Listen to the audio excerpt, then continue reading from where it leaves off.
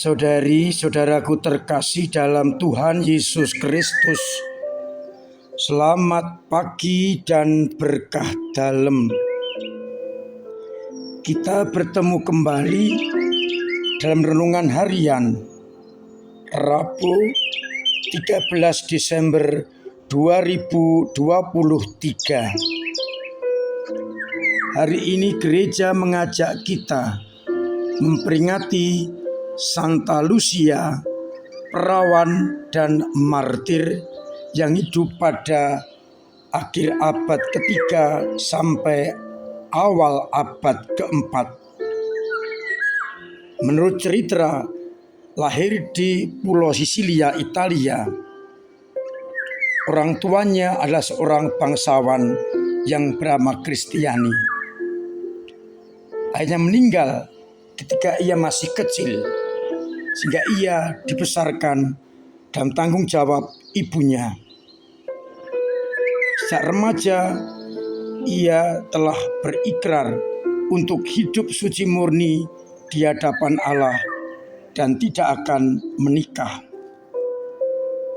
Namun ketika menginjak dewasa, ibunya mendesak agar menikah dengan seorang pemuda kafir. Ia menolak dengan tegas. Ketika ibunya jatuh sakit, ia mengusulkan agar ibunya berdoa ke makam Santa Agata di Katarina.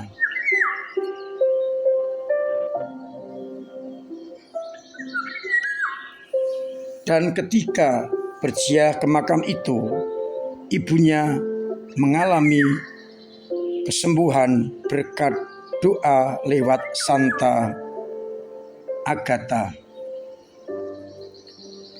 Maka sang ibu akhirnya mengizinkan agar Lucia tetap hidup dalam keperawanannya yang diikrarkan kepada Kristus. Pada waktu itu, Kaisar Romawi Diocletianus, kaisar kafir, bengis dan menganggap sebagai keturunan dewa.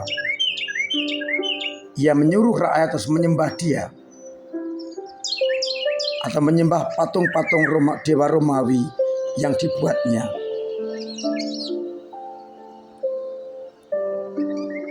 Orang Kristiani yang membela imannya menjadi korban kebengisan, ditangkap, dibunuh, dan itu menjadi kesempatan bagi para pemuda yang ingin melamar Lucia membalas dendam dengan melaporkan keluarga Lucia kepada kaisar. Maka karena kaisar termakan hasutan para pemuda, Lucia pun ditangkap, dibujuk rayu untuk melepaskan kemurniannya.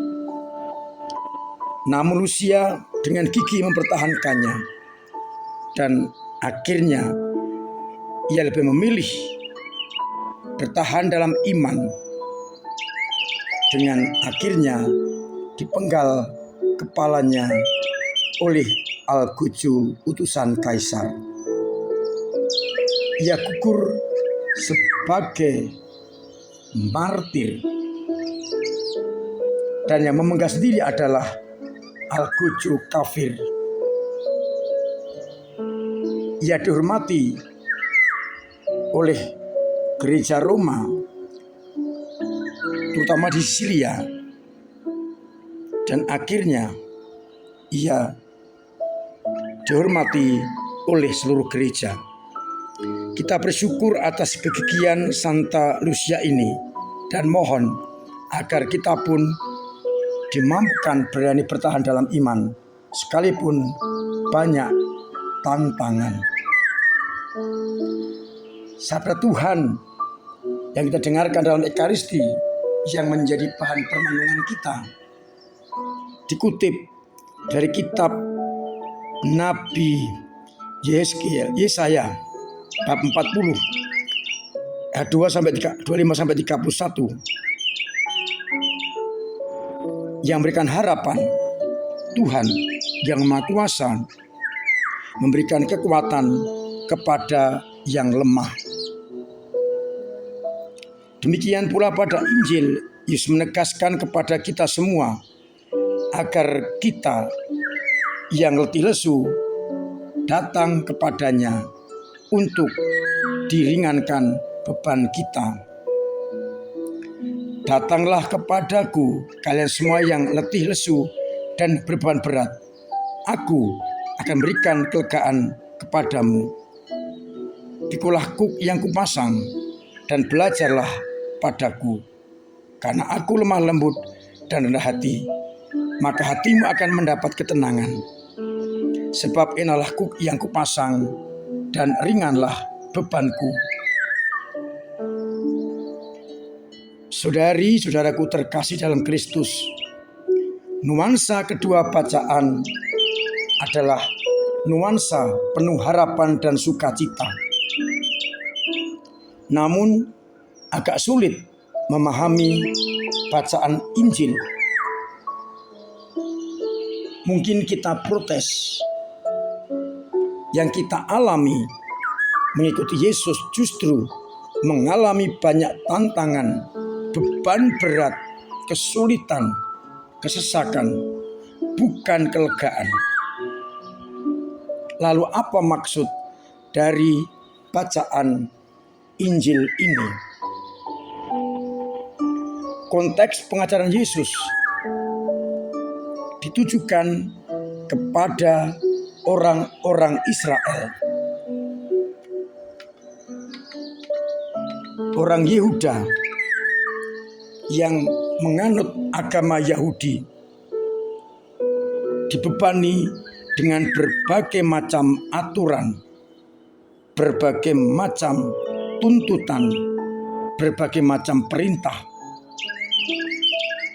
Dan itu adalah beban berat bagi orang yang mau masuk menjadi orang Yahudi. Maka Yesus datang untuk melepaskan semua perintah-perintah yang hanya membebani dengan satu perintah utama: kasih kepada Allah dan kasih kepada sesama.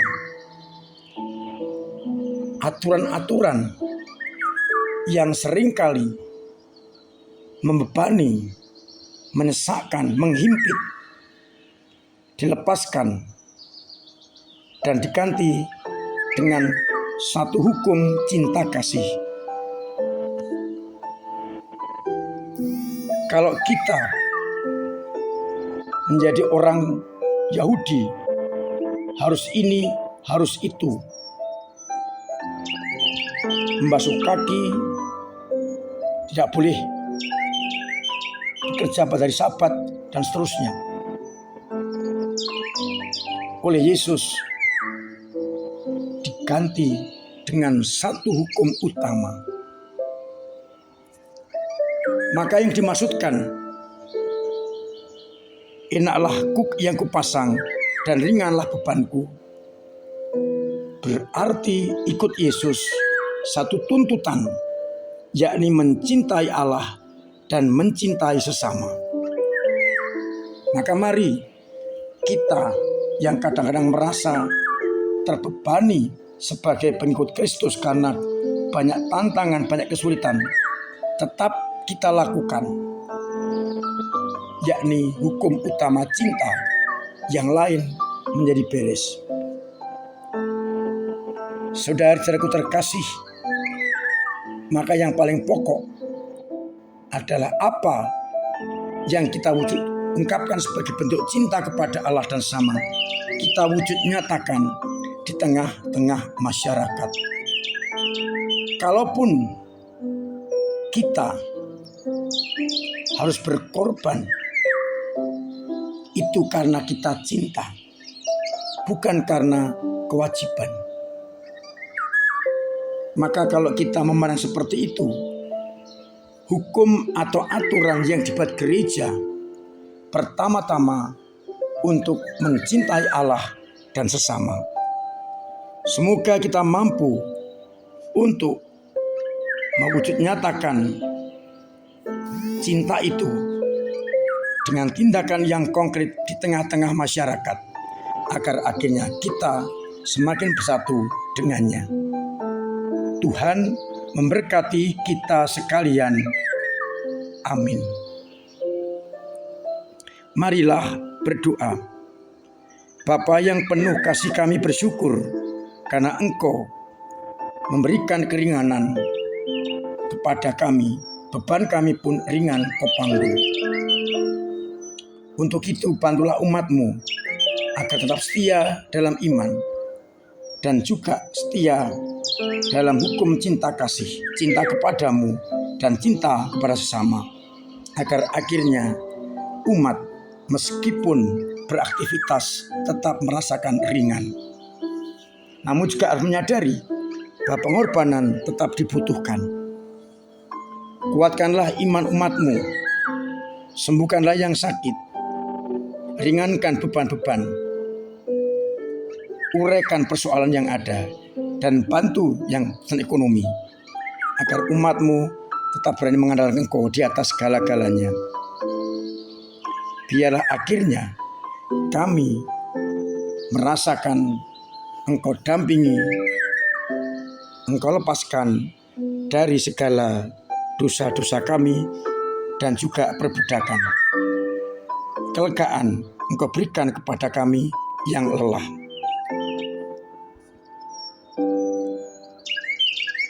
Untuk itu, sertai kami dengan berkat-Mu sendiri, Bapa dan Putra dan Roh Kudus. Amin. Saudara-saudaraku terkasih, saya anjurkan, saya dorong, bahkan setengah saya wajibkan untuk mematuhi protokol kesehatan kembali karena virus corona mulai menyebar, agar kita tetap sehat dan membantu juga orang lain tetap sehat.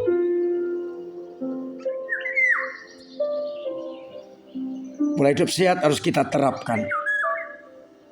Adik-adik Pia saya undang tetap ikut lumba-lumba besok Minggu menjelang Natal.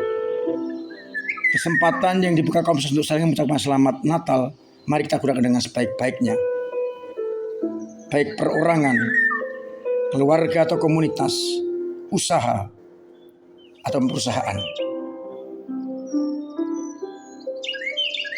Mari kita kunjungi stand Komsos, pameran foto di antara Gedung Malagraha dan Gedung Kristiani.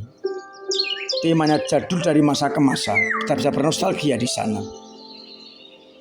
Terima kasih untuk semua yang telah berkontribusi kepada gereja, baik secara pribadi dengan doa-doa atau dengan karya dan tenaga maupun dengan dana.